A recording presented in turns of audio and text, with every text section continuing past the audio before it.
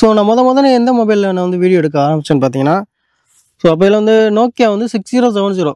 So அப்படியே ஒரு model இருக்குது நோக்கியாவில். ஃபஸ்ட்டு நான் அந்த மொபைல் தான் வாங்கினேன் வீட்டில். நான் வாங்கல, எங்கள் வீட்டில் வாங்கினாங்க.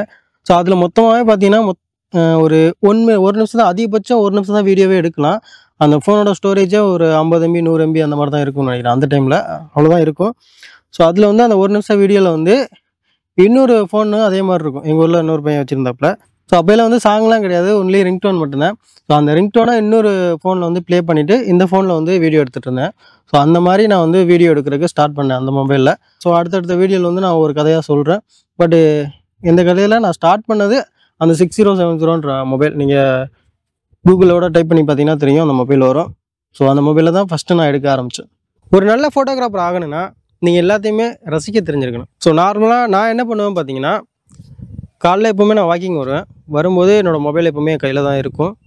காலையில் சன்ரைஸ் ஆகும் பார்த்தீங்களா, ஸோ அப்போலே நமக்கு எல்லாருக்குமே பார்க்கும்போது என்ன தோணும், வாவ் செம்மையாக இருக்குடா அப்படின்னு தோணும்.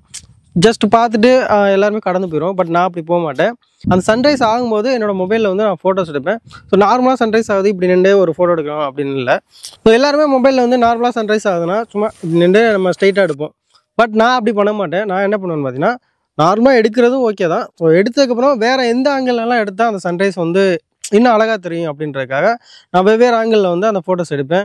இப்போ நார்மலாக வந்து ஒரு லோ ஆங்கிளில் வச்சு எடுப்பேன். ஸோ அதுக்கப்புறம் ஏதோ தண்ணி எதுவும் கிடந்துச்சுன்னா அதில் கொஞ்சம் இதாகிற மாதிரி லோ ஆங்கிள் வச்சு எடுப்பேன். ஸோ அதுக்கப்புறம் அதுவும் இல்லையா, அந்த மாதிரி பயிர் இருக்கா, ஸோ பயிருக்கு இடையில நடுவில் வச்சு எடுத்து பார்ப்பேன். ஸோ எது வந்து அழகாக இருக்கோ அதை ரெடி பண்ணி நான் இன்ஸ்டாவில் போஸ்ட் பண்ணுவேன். ஸோ அதான் என்னோடய பழக்கமும் சரி, ஹாபியும் சரி. நார்மலாக நான் ஃபோட்டோஸ் எடுத்துகிட்டே இருப்பேன்.